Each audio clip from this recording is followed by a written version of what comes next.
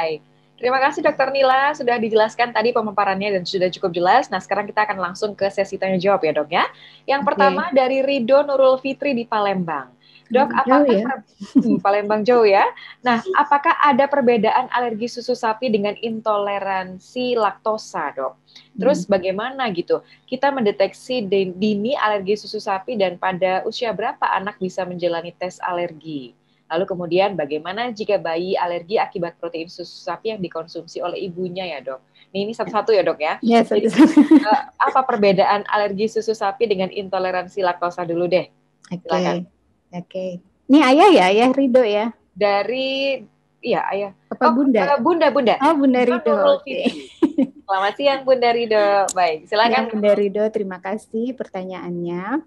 Jadi memang seringkali disalahartikan antara alergi protein susu sapi dengan intoleransi laktosa. Nah, kalau alergi protein susu sapi, dengan kita menghilangkan protein susu sapinya, maka akan terjadi perbaikan gejala.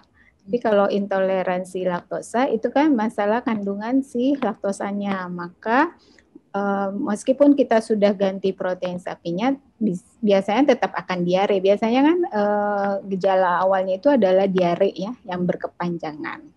Jadi kadang-kadang bentuk fesesnya juga sama ya. Kalau misalnya intoleransi laktosa itu kan cair ya, cair sekali. Nah, jadi kita biasanya challenge dengan formulanya. Kalau misalnya dia pakai formula, tapi kalau ASI eksklusif biasanya jarang ya intoleransi laktosa. Seperti itu. Jadi lihat lagi dengan ketika dihilangkan proteinnya, apakah terdapat perbaikan gejala untuk membedakannya. Kemudian bisa juga dengan pemeriksaan tinja di laboratorium. Nah, itu akan terlihat seperti tadi kan, kalau misalnya ada manifestasi alergi, seringkali ada darah samarnya di tinjanya. Oke. Gitu Indri. Yang kedua tadi apa ya? Sejak usia berapa anak bisa ikut tes alergi? Oh ya. Ini tes alergi yang mana? Protein susu sapi atau semuanya ya maksudnya?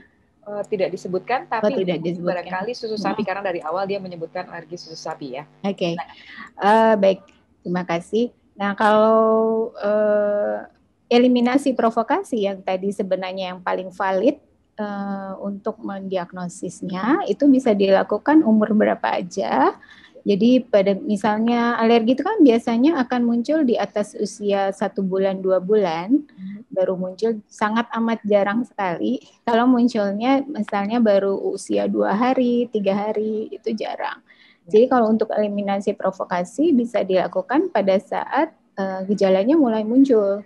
Karena kalau alergi makanan sesungguhnya yang paling valid itu adalah dengan eliminasi provokasi. Tapi jika diperlukan misalnya pemeriksaan penunjang di laboratorium seperti tadi IgG-RAS itu bisa dilakukan di usia lebih dari 3 bulan. Lebih dari 3 bulan. Oke, tapi yang paling penting adalah provokasi eliminasi dan provokasi ya, itu. Oke, baik. Nah, bagaimana jika bayi alergi akibat protein susu sapi yang dikonsumsi oleh ibunya nih, Dok? Silakan, banyak yang mengalami kayaknya nih ya. Bayi yang mengalami alergi ya dari konsumsi yang diasup oleh ibunya. Jadi dilihat gejalanya tadi dulu kan, Indri, pastikan dulu benar ini protein susu sapi atau yang lain. Jadi seringkali suka salah gitu. Tadinya alergi telur, ternyata dibilangnya alergi protein susu sapi. Jadi ini yang memilah yang mana alergennya itu yang harus tepat. Karena tata laksana yang utama cuma menghindari si pencetusnya kan, gitu dari dok. Jadi memang harus dipastikan dengan dulu, ya ini protein sapi atau protein yang lain. Karena telur tuh juga sering kasusnya. Nah ini sering tumpang tindih jadinya. Oke, baik. Saya juga sudah membuka atau ask to unmute untuk Bunda Dekaria, Bunda Henda, dan juga Bunda Ida Aspriani yang ingin konsultasi langsung dengan Dr. Nila. Silakan ya. Tapi sambil menunggu, sudah tersambung dengan Bunda Dekaria. Selamat pagi, Bunda Dekaria. Apa kabar? Mbak Indri, baik kabarnya. Kabarnya nih, Bunda Dekaria? Dari DKI Jakarta. Dari Jakarta. Silakan dengan Dr. Nila langsung. Halo dokter. Halo Bunda. Selamat siang. Nah, saya punya anak usia 6 bulan, jalan 7 bulan. Kebetulan anak saya didiagnosa alergi susu sapi, tapi kebetulan ketahuannya karena anak saya mengalami white poltering terlebih dahulu, dokter. Jadi waktu poltering berat badannya kurang, terus dilakukan beberapa tes, disuruh sama spesialis nutrisi dan metaboliknya untuk mengecek alergi juga. Nah, ternyata dari hasilnya di feses ada darah samar dan di IgE-nya alergi putih telur, dokter. Nah, pertanyaan saya, apakah kalau nanti berat badannya sudah kembali, sekarang ini sih karena diagnosa itu anak saya diberikan salah satu produk susu yang asam amino esensial penuh itu loh, dok. Harganya cukup mahal banget. Nah, di NGT, dok, karena waktu itu sudah dicoba dia muntah, nggak mau. Rasanya ini ya, toleransi rasanya kurang baik. Terus kebetulan juga kami yang menyediakan pun juga baunya kurang sedap kan, dok ya. Anak saya itu full ASI dari usia 0 sampai 6 bulan tuh full ASI, tidak pernah sekali nerima itu juga waktu pertama kali lahir karena kami dipisahkan karena hasil swab saya tidak ada, dok. Jadi nunggu hasil swab, jadi dipisahkan, dikasih susu sapi sebentar. Nah, itu doang. Habis itu tidak pernah lagi ada susu sapi yang dia konsumsi, kecuali waktu itu disuruh dokternya nyoba biskuit. Jadi kayaknya dari biskuit juga mungkin dia kepacu kali ya, dok ya. Nah, pertanyaannya saya, setelah selesai white polteringnya sembuh, apakah anak saya perlu ke dokter spesialis alergi dan imunoglobulin buat terkait alerginya, atau cukup sampai dokter nutrisi metabolik saja? Terus selanjutnya, apakah setelah berat badannya terpenuhi dan dia langsung empasi, apakah dia boleh kembali ke susu sapi ke susu saya ASI, maksudnya kan susu sapi ke ASI setelah saya sudah kasih, dok, karena nih ada anak saya udah 2 minggu di NGT-nya. Selama 2 minggu ini saya udah puasa dan saya mau kembali ke ASI, apakah bisa, dok, kayak gitu? Dan satu lagi, apakah tetap perlu IgE atrofi kembali sama darah samar? Kalau perlu kapan dan waktu yang tepatnya gimana ya, dok? Kayak gitu. Baik. Ada 3 pertanyaan ya. Terima kasih Bunda Dekaria, mudah-mudahan sehat selalu ya anak-anaknya juga ya. Jadi tadi pertanyaan pertama, kalau BB-nya sudah naik perlu ke subspesialis untuk gizinya atau hanya di dokter nutrisi anak saja? Silakan, Dokter Mila. Terima kasih Bunda Deka. Jadi untuk masalah gagal tumbuh tadi diselesaikan dulu di ahli nutrisi. Kemudian kalau misalnya memang masih menjadi masalah protein susu sapinya, maka tetap harus dihindari. Kalau memang gejalanya berat itu, maka biasanya diperkenalkan kembali nanti sekitar usia di atas 1 tahun, Bunda. Jadi meskipun gejalanya flatteringnya sudah membaik, tapi tidak serta-merta alergi protein sapinya terus hilang. Biasanya kita akan coba paling sedikit itu di atas 9 bulan. Tapi kalau memang gejalanya berat, biasanya kita akan coba di atas 1 tahun untuk si protein susu sapinya. Nah, bagaimana dengan alternatif misalnya ASI-nya? Nah, kalau misalnya Bunda yakin tidak ada protein susu sapi yang dikonsumsi, sih menurut saya boleh-boleh saja dengan ASI. Kemudian kan nanti ditambah lagi dengan MPASI, makanan pendampingnya ya, ketika memang beratnya sudah baik. Nah, perlu nggak diperiksa IgE lagi? Sebenarnya sih tidak perlu 2-3 kali. Kalau mau periksa darah sama tinja masih boleh. Tapi kalau bisa IgE atopi sih tidak perlu berulang-ulang, karena tetap saja nanti ketika usia di atas 1 tahun, misalnya untuk provokasi kembali, kita lihat saja dengan provokasi 2 minggu, muncul lagi nggak gejalanya, seperti itu. Jadi tidak perlu dilakukan pemeriksaan. Nah, jadi kalau konsultasi ke alergi imunologi, perlu apa? Kalau masih ada masalah alergi yang lain, misalnya masih bisa konsultasi ke konsultan alergi. Tapi pastikan dulu dengan tadi pertumbuhannya bagus gitu. Kan tadi sempat pasang NGT ya soalnya. Ini ya. yang perlu harus dilakukan juga oleh semua ayah bunda yang ada di ruang Zoom webinar kali ini. Oke, berikutnya saya ingin membacakan pertanyaan dari Bunda Devi Darmawan di Surabaya. Tadi di slide dijelaskan dok bahwa alergi ada yang diperantarai IgE dan juga ada yang tidak dengan waktu 30 menit sampai 1 jam. Nah, apa contoh bahan-bahan yang menyebabkan terjadinya kasus ini dok? Dan apakah prevalensinya sering pada anak alergi, sering terjadinya? Nah, silakan. Oke, terima kasih Bunda Devi. Jadi kalau yang non IgE tadi, pencetusnya adalah protein susu sapi. Lain dengan misalnya yang IgE. Kalau yang IgE tadi biasanya juga banyak pencetus alergen lain kan, seperti tadi sudah saya sebut telur, bisa soya, seafood, dan kacang. Tapi kalau yang non IgE itu adalah pencetusnya sebagian besar adalah protein susu sapi. Dan ini bentuknya adalah di saluran cerna biasanya gejalanya. Jadi sering muntah, sering kolik, sering kembung gitu ya. Gejalanya atau sering diare, gejalanya seperti itu. Nah, untuk tesnya tadi kan kalau di IgE ada tes sama seperti putranya Bunda Deka ya. Tadi kan diperiksa IgE tuh keluar angkanya gitu ya, telur sekian. Nah, ini yang non IgE kita tidak bisa periksa, tidak ada angkanya pemeriksaannya. Jadi caranya ya dengan eliminasi provokasi tersebut gitu. Atau kalau misalnya muntah berulang hebat sampai gagal tumbuh ya bisa dikonsultasikan biasanya ke konsultan gastro untuk misalnya dilakukan endoskopi dan seterusnya. Oke, jadi ada harus konsultasi terlebih dahulu juga ya dengan ahlinya. Nah, berikutnya ada Bunda Ida Aspriani yang sudah bergabung. Selamat pagi Bunda Ida, sedang ada di kota mana ini domisilinya? Saya di Blitar. Blitar. Silakan langsung dengan Dokter Nila. Iya dok, kan gini, anak saya awalnya alergi, yang diserang itu pernafasan. Nah, sekarang usianya sudah 3 tahun. Saya pikir kan sudah berkurang alerginya.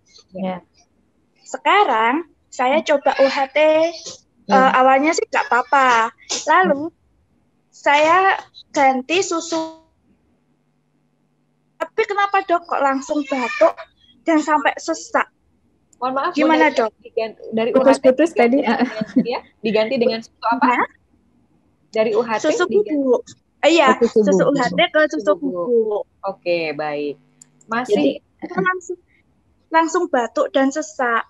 Atau kembali ke soya atau tetap susu sapinya dok? Dicoba susu sapinya dok. Karena sudah usia 3 tahun. Ya, silakan Dokter Mila. Terima kasih Bunda Ida. Jadi gejalanya asma, batuk dan sesak ya Bunda Ida ya? Iya, dan kecil. Oke. Jadi Bunda biasanya memang toleransi terhadap susu sapi itu paling banyak kasusnya nanti akan tercapai di usia 2 tahun sampai 3 tahun. 3 tahun paling banyak. Jadi, nah apakah gejala batuk dan sesak itu langsung muncul di berapa menit setelah konsumsi susu sapi? Iya, betul. Jadi ketika habis minum langsung batuk terus sesak. Oh, baik. Okay. Meskipun sudah berganti beberapa merek susu sapi? Iya, saya sudah mencoba. Tapi tetap sama. Bahkan yang laktosanya rendah pun itu juga tetap sama. Oke, tetap memang beberapa kasus ada yang memanjang, artinya di usia 3 tahun belum bisa mengkonsumsi susu sapi. Kalau gejalanya cepat, misalnya 15 menit langsung batuk, nah mungkin masih bisa dikategorikan memang belum bisa mengkonsumsi protein sapi. Tapi untuk pasien-pasien asma, hati-hati Bunda, karena usia sudah 3 tahun, itu kan pencetusnya bukan lagi makanan satu-satunya, tetapi lingkungan juga sangat berpengaruh. Bagaimana dengan debunya di rumah, misalnya gitu. Ada pelihara kucing kah di rumah gitu. Kadang-kadang jadi kadang-kadang datangnya jadi kok kebetulan berbarengan seperti itu. Jadi pastikan bahwa lingkungan juga tidak ikut berpengaruh terhadap timbulnya asma karena sudah usia 3 tahun. Tapi kalau misalnya Bunda yakin tidak ada faktor pencetus lingkungan dan yakin bahwa masih tetap alergi susu sapi, Ya mungkin ini jadi kasus yang tadi frekuensinya lebih sedikit bahwa nanti dia dicoba tiap 6 bulan Bunda. Jadi untuk provokasi itu kalau kita sudah mendiagnosis alergi sapi, kita provokasinya tiap 6 bulan. Kalau hari ini dicoba masih alergi, berarti nanti 6 bulan ke depan dicoba lagi. Jadi paling sedikit waktunya 6 bulan. Minimal 6 bulan dicoba Gitu. terus ya. Oke, Gitu. Bunda Ida bagaimana? Sudah terjawab atau ada pertanyaan lain? Untuk ngasihnya susu UHT Ya. selama anaknya masih mau nerima badannya. Ya. Bagaimana? Gimana? Apakah terus susu OHT begitu atau karena Iya, kalau soalnya kan biasanya dia mintanya susu UHT. Itu diteruskan nggak apa-apa ya selama dia masih bisa nerima. Iya, iya Bunda. Tidak apa-apa. Jadi sebenarnya makanya saya bilang kalau misalnya satu susu bisa, ya harusnya susu yang lain bisa karena kan sudah mengkonsumsi roti, gitu kan roti itu ada susunya, gitu. Biskuit ada susunya. Iya, soalnya makan es krim juga ada susunya, gitu. Jadi mungkin sebenarnya sudah bisa seperti itu. Tapi kenapa kok susu bubuknya kok masih belum nerima gitu loh dok, yang saya tanyakan kok itu seperti itu. Soalnya jadi nggak masalah juga sih Bunda, sudah besar konsumsinya UHT juga ya.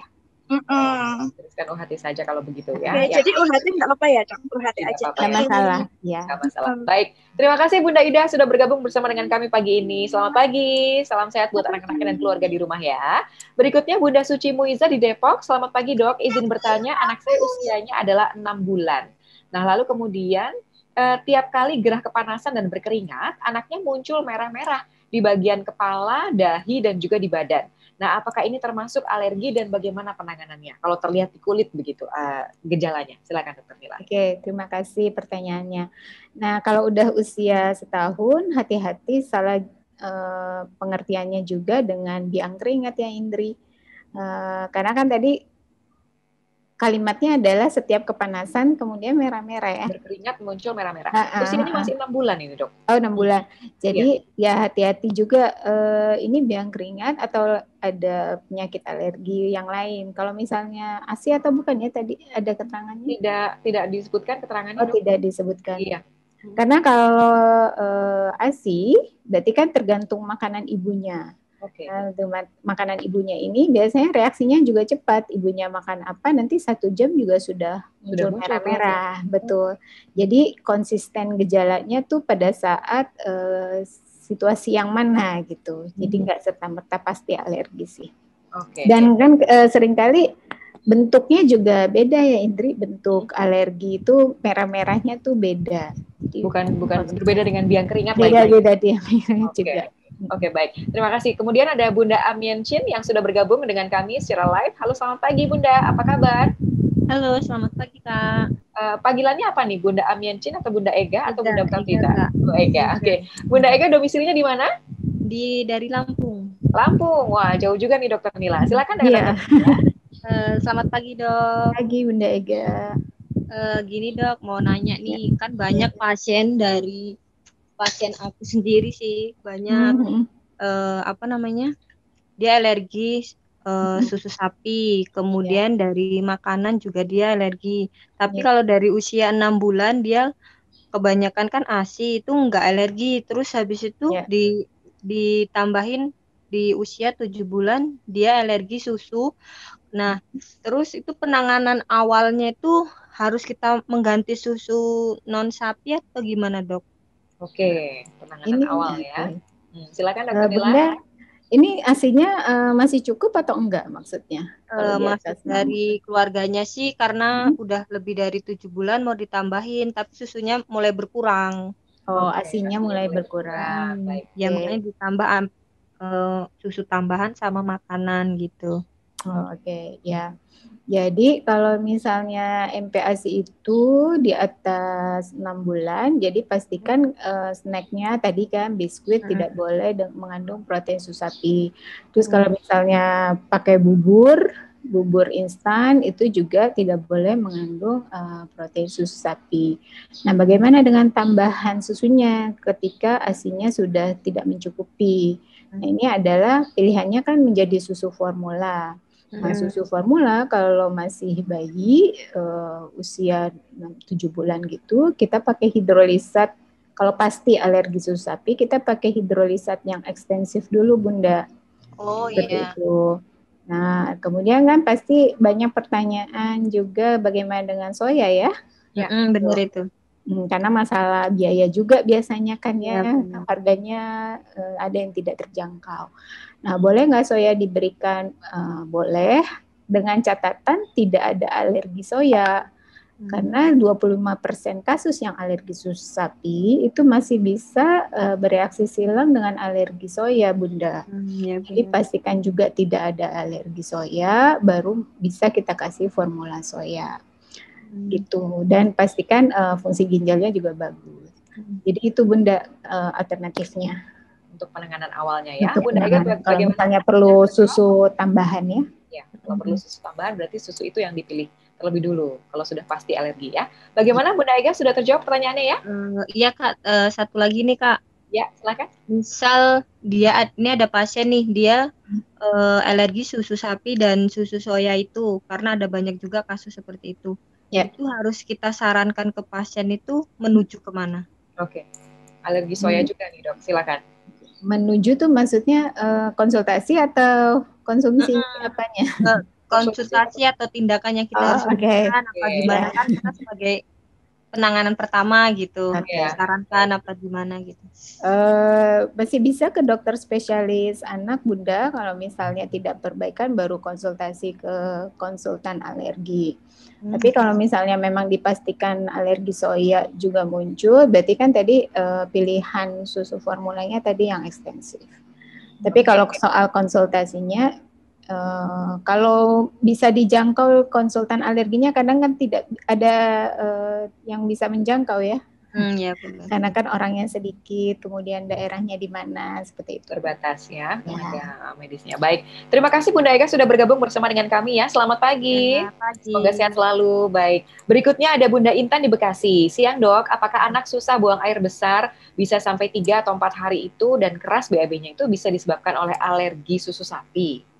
Ya. Jadi sempat disinggung sedikit, tapi boleh dijelaskan detailnya Dok ya, silakan. Terima kasih. Jadi memang konstipasi ya, istilahnya terminologinya konstipasi itu kan buang air besarnya kurang dari 3 kali dalam 1 minggu. Nah jadi kalau gejala ini memang bisa salah satu manifestasi dari protein susu sapi.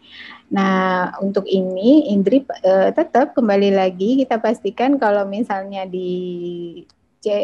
dihentikan protein susu sapinya, bagaimana perbaikan nggak gejalanya? Oke. Atau tidak gitu, karena kan masih banyak penyebab lain dari konstipasi ya.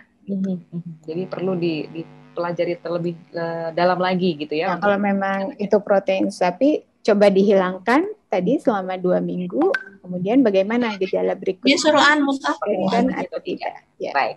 Berikutnya Bunda Lestari Puji Ayu sudah bergabung secara live dengan kita. Selamat pagi Bunda Lestari, sedang ada di kota mana ini? Selamat pagi. Ya pagi Bunda. Sedang ada di kota mana? Dokter. Ya pagi Bunda Lestari. Pagi dokter. Pagi Bunda Lestari. Sedang ada di kota mana Bunda?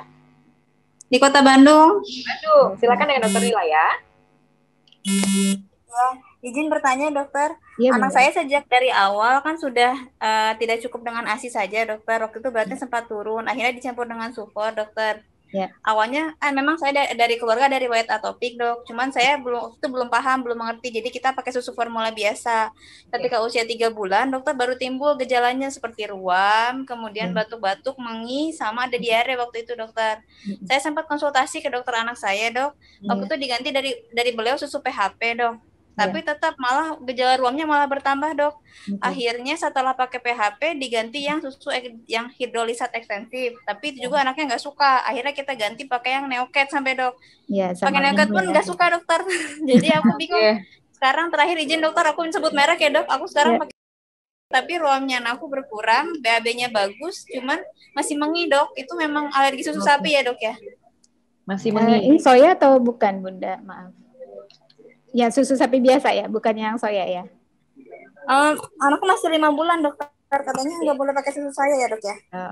Oke, baik. 5 bulan ya. Silakan Dokter Mila. Jadi kalau misalnya masih ada mengi, berarti masih ada gejalanya itu Bunda. Jadi tetap itu alergi. Saya juga pernah beberapa kali ketemu kasus ketika misalnya tadi yang Bunda sebut pakai parsial hidrolisat ya. Jadi beberapa gejalanya hilang tapi yang lain masih ada. Nah itu jangan dipaksakan karena nanti perjalanan alerginya terus saja tidak putus gitu. Jadi nanti malah benar jadi asma di kemudian harinya gitu. Kalau Bunda terusin pencetusnya. Jadi jadi memang harus berganti total dulu gitu. Oke, karena masih muncul protein. Iya, karena masih ada gejalanya. Satu gejala kan tadi mengi ya, meskipun yang lain hilang. Hilang ya dok. Jadi diputuskan untuk harus ganti dulu ya susunya berarti ya. Oke. Daripada nanti alerginya terus aja berjalan nggak selesai Bunda. Oke, baik. Baik Bunda Lestari Puji, terima kasih sudah bergabung dengan kita. Selamat pagi, mudah-mudahan sehat selalu ya. Nah berikutnya pertanyaan dari Bunda Sinta Pratiwi di Bali. Selamat siang dok. Anak saya usianya 18 bulan. Didiagnosis alergi protein susu sapi derajat sedang dari usianya 9 bulan. Nah lalu kemudian sudah mendapatkan terapi dan susu diganti dengan Neocate. Nah di usia 13 bulan mulai diperkenalkan susu sapi dan setelah dicek kembali ternyata masih derajat sedang. Nah di usia berapa sebaiknya saya cek lagi untuk IgE spesifik susu sapinya. Saya beberapa kali pernah kasih anak makan yang ada susu sapinya tapi dalam jumlah yang sangat sedikit dan sangat jarang. Sekarang anak saya sudah tidak mau minum Neocate, akhirnya saya pakai susu soya. Oke, ini tadi agak mirip-mirip sedikit ya dengan pertanyaan konsultasi sebelumnya. Tapi silakan dokter, bagaimana penjelasannya? Ya. Jadi Indri tetap untuk memperkenalkannya kembali bisa atau tidak jaraknya tetap 6 bulan. Jadi karena toleransi terhadap asam amino jadi tidak baik berpindah soya, tapi tetap balik lagi dengan soya ini gejalanya bagaimana? Apa masih muncul gejala yang alergi sedang tadi atau tidak? Karena kalau masih muncul gejala alergi sedang ya berarti memang tidak bisa soya sesungguhnya. Oke. Nah itu yang tadi agak miss-nya ya. Dengan soya ini masih muncul apa enggak gitu. Oke. Kalau masih muncul ya jangan soya dulu. Seperti itu. Oke, baik. Nah, berikutnya ada Bunda Alma Mestika yang sudah saya bantu untuk unmute. Boleh langsung konsultasi dengan Dokter Mila. Halo, selamat pagi Bunda Alma Mestika. Sedang ada di mana kotanya, domisili? Bunda Alma Mestika belum tergabung dengan kita? Atau Bunda Nakhrisa Rashid yang sudah bergabung secara live? Halo, selamat pagi Bunda Nakhrisa. Sedang di kota mana ini? Assalamualaikum dokter. Waalaikumsalam warahmatullahi Bunda. Anak saya 16 bulan. Ya, Bunda Nakhrisa sebelumnya di kota mana? Untuk kami catat. Saya di Malang. Di Malang. Oke, langsung dengan Dokter Nila ya. Iya, anak saya 16 bulan dokter didiagnosa alergi susu sapi. Bagaimana ya biar cepat toleran ini, kan katanya bisa menghilang secara bertahap dan bisa hilang di usia 3 tahun, tapi biar cepat gitu gimana ya dok? Yang kedua, gimana ya dok? apakah itu alergi susu sapi itu imunitasnya lebih lemah daripada anak normal gitu dok? Apa ada hubungan alergi susu sapi atau anak alergi dengan imunitas anak kayak gitu? Gampang sakit gitu ya maksudnya. Oke, imunitasnya bagaimana pengaruhnya? Silakan Dokter Mila. Terima kasih Bunda. Jadi tidak ada cara ya, metode atau cara untuk bisa menghilangkan alergi susu sapi yang cepat. Jadi ya mohon bersabar, ditunggu Bunda kapan nanti adiknya akan toleransi terhadap susu sapi. Nah mungkin diperkenalkan dulu, mungkin kalau protein susu sapi yang utuh dia alergi, tapi mungkin sekarang diperkenalkan dulu misalnya dikasih roti, dikasih biskuit, muncul nggak gejalanya? Kalau misalnya enggak, mungkin memperkenalkannya ya di makanan yang berkomposisi itu masih bisa sedikit-sedikit. Tapi kalau susu utuhnya belum bisa ya mohon bersabar Bunda gitu. Oke. Karena perjalanan setiap anak akan berbeda-beda kah? Betul, setiap kasus meskipun adik kakak sama-sama alergi belum tentu sama juga. Belum tentu sama. Oke, jadi nggak bisa dipercepat memang ya, harus sabar kitanya ya. Kalau misalnya kita tetap kasih nanti malah bisa mengganggu pertumbuhan, itu yang hati-hatinya sih. Oke. Lalu bagaimana kaitannya dengan imunitas nih selama di masa pandemi khususnya nih, Dokter Mila? Silakan. Sesungguhnya kalau masalah imunitas sih hampir sama saja Bunda, tidak mengganggu karena kan kita hanya menghindari satu protein makanan ya. tidak yang lain-lain. Jadi asupan nutrisinya bisa baik gitu, dengan gizi yang baik, nutrisi yang baik kan itu adalah modal juga untuk imunitas gitu. Seperti itu. Tapi mungkin gini Bunda, kalau misalnya terkena infeksi virus, seringkali memang misalnya anak kita batuk, pilek, mungkin produksi lendirnya yang bisa lebih banyak dibandingkan bayi yang tidak alergi. Mungkin hati-hatinya sih di situ. Jadi akan muncul juga reaksi alerginya. Begitu bukan Bunda ya? Baik Bunda Nafisa, terima kasih sudah bergabung dengan kita. Selamat pagi, semoga sehat selalu ya. Ada Ayah nih yang bergabung secara live dengan kita, ada Ayah Irfan Ulumuddin. Selamat pagi Ayah Irfan, halo, apa kabar?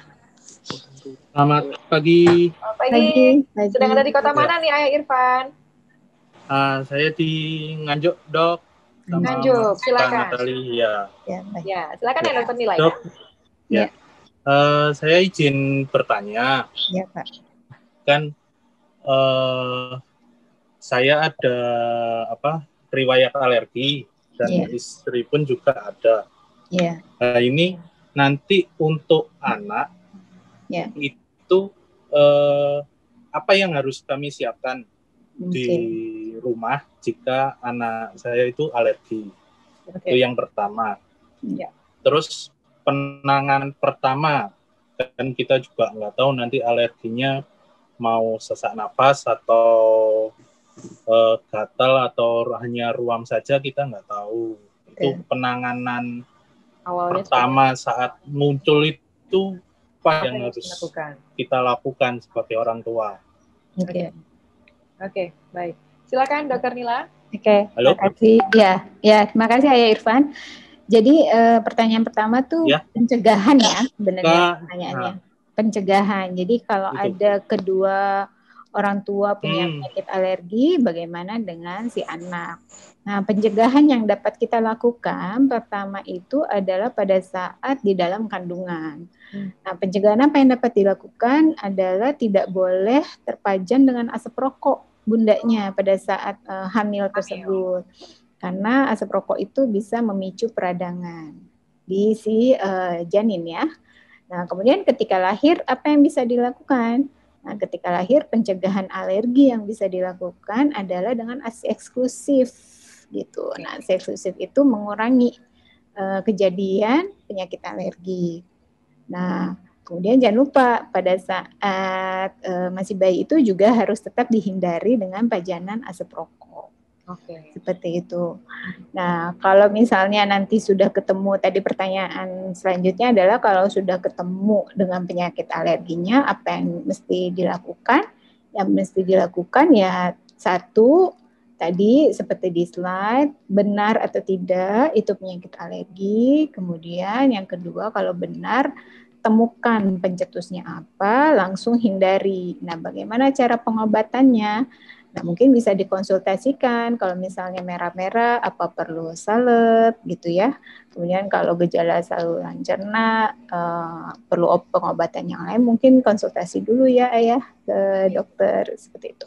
Dokter spesialis anak. Ya, baik. Jadi langkah pencegahannya penting sekali kalau saat hamil. Langkah pencegahan itu penting sekali. Gitu. Lalu kemudian juga diteruskan dengan pada saat anaknya sudah lahir. Oke, satu pertanyaan lagi ya Dok ya, dari Bunda Alma Mestika sudah bergabung secara live dengan kami. Halo, selamat pagi Bunda Alma, apa kabar? Halo, selamat pagi, baik. Di kota mana Bunda Alma? Jakarta. Jakarta. Silakan dengan Dokter Nila ya. Ya, halo dokter, saya mau izin tanya. Anak saya usianya 13 bulan. Nah, sebelumnya ini minum susu formula yang tinggi kalori. Habis itu, tapi BAB-nya tuh masih tetap kayak encer gitu loh, seperti diare 5 kali sehari. Nah, habis itu disuruh dokternya buat cek feses, cek darah samar gitu, dan hasilnya itu bagus, nggak ada alergi, tapi tetap diare. Nah, habis itu ganti ke Neoket. Nah, habis ganti ke Neoket, tetap juga diare masih 5 kali sehari dan encer konsistensinya. Terus habis itu disuruh cek lagi buat darah samar sama tes fesesnya. Habis itu masih tetap diare. Terus habis itu saya ganti sekarang PHP, yang susu PHP merek Nutrilon. Masih tetap diare, dan kemarin saya cek feses lagi juga ternyata nggak ada darah samar dan masih baik-baik aja. Kalau kayak gitu kira-kira kenapa ya, Dok? Oke, baik. Masih diare terus ya, walaupun sudah Iya. berganti asupan susunya. Bagaimana, Dokter Nila? Terima kasih Bunda Alma. Apakah di fesesnya itu pastikan ada infeksi atau tidak ya Bunda Alma? Tidak ada infeksi. Jadi normal semua ya hasilnya? Iya, dalam kategorinya tuh normal semua gitu. Ini dia sudah mengkonsumsi makanan ya?